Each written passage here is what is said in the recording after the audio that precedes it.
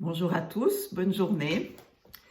Alors j'ai continué à chercher pour vous les liens des organes, des méridiens et tout ça, et j'ai repris la lecture d'un autre livre qui m'a toujours beaucoup touchée, beaucoup influencée, et c'est le livre d'une femme, enfin elle en a écrit plusieurs, qui s'appelle Marguerite de Suragny, elle est plus là, elle est décédée en 2015, et elle a écrit énormément sur la médecine chinoise, mais aussi sur la colonne vertébrale, sur le lien entre le corps et l'âme. Et j'aime toujours ce qu'elle écrit. Alors aujourd'hui, j'ai trouvé un petit article, enfin, pas un article, mais quelque chose qu'elle a écrit dans son dictionnaire de médecine taoïste. Et ce petit chapitre traite des méridiens laser. Alors, comme j'ai juste énoncé hier, je crois, les méridiens sont ces ondes qui nous traversent et qu'on ne voit pas, et qui ont évidemment un lien avec tous nos organes. Alors, je vais juste vous lire ce qu'elle dit.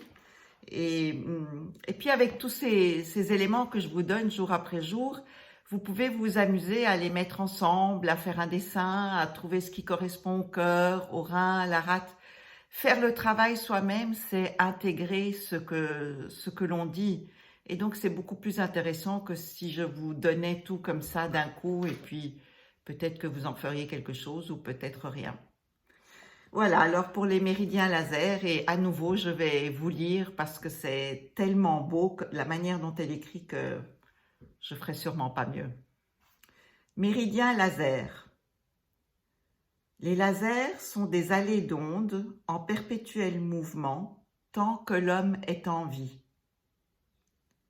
Ces allées tracent des filets lumineux et sonores qui tissent le corps éthérique, qui est un vêtement invisible sous le corps physique qui le protège. Les lasers sont 12, 6 yang et 6 yin. Ils s'accouplent 2 par 2 et se donnent tous la main comme dans une farandole, montant et descendant. Une seule énergie les compose, l'énergie sexuelle.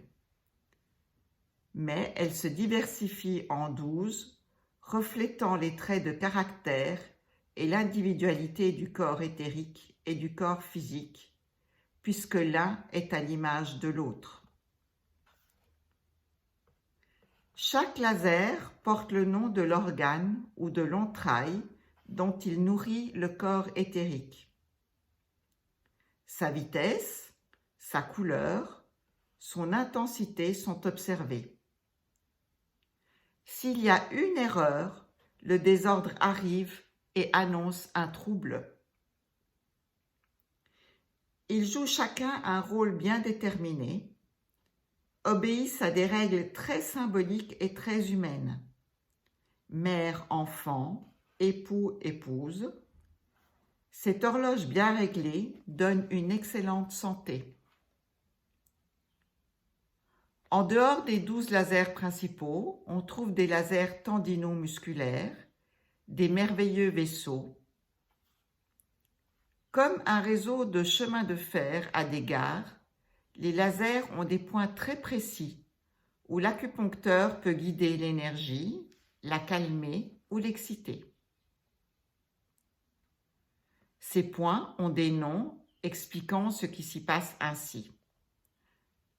Par exemple, gouffre suprême pour les dépressions, réunion des ancêtres où l'on touche le vieux Yang Temp, etc. Maintenir les lasers en bonne santé est une science précieuse et difficile. Tout en nuances subtiles, montrant l'extraordinaire connaissance des sages asiatiques depuis des millénaires. Ils n'avaient pas besoin de radio, de pouls, de scanner. Ils voyaient les couleurs des lasers, ils entendaient leurs sons et les réaccordaient avant que l'orage physique n'arrive. Ils avaient la connaissance de la médecine de l'âme à un point que notre temps moderne n'a pas atteint pour soigner ce corps d'arc-en-ciel appelé ainsi au Tibet. C'est beau, un corps d'arc-en-ciel. Les lasers sont comme les cours d'eau. En été, ils sont à sec. En automne, ils se remplissent avec les pluies. En hiver, ils gèlent. Au printemps, ils débordent avec la fonte des neiges. À la même image, les lasers sont en excès ou en insuffisance, en vide ou en plénitude.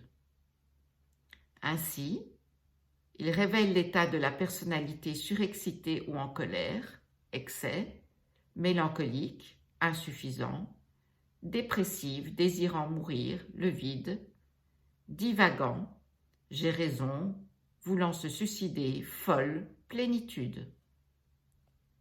Les Asiatiques les représentent comme des fonctionnaires assurant la bonne marche de leur royaume.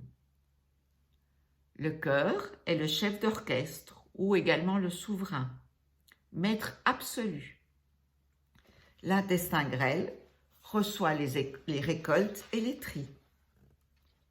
La vessie est chargée des eaux courantes. Le rein a le dépôt de l'énergie reproductrice, donc le sperme. Le maître du cœur est la mère du sang. Le triple réchauffeur contrôle la circulation générale des fluides du corps. La vésicule biliaire est le grand chef militaire. Il tient le glaive de la justice. Le foie est le ministre de la Défense contre l'extérieur. Poumon est le ministre des échanges. Gros intestin indique la bonne manière de vivre. Estomac est le réservoir d'eau et de grains. La rate pancréas montre les fautes et parle d'équité. Chaque laser circule, produit, nourrit, distribue, s'entretient en puisant dans un disque de la colonne vertébrale pour atteindre le quoi lui correspondant dans la vapeur moelle blanche de la moelle épinière. Ceci à des heures très précises, comme obéissant à un métronome. Notre corps physique leur doit la vie.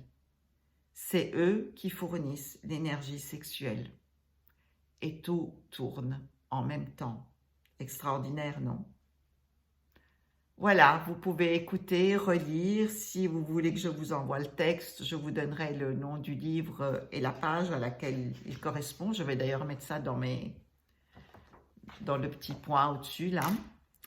Et puis, bonne journée. Demain, j'essaierai de vous parler des époux et des épouses et des parents, des enfants. À bientôt. Au revoir.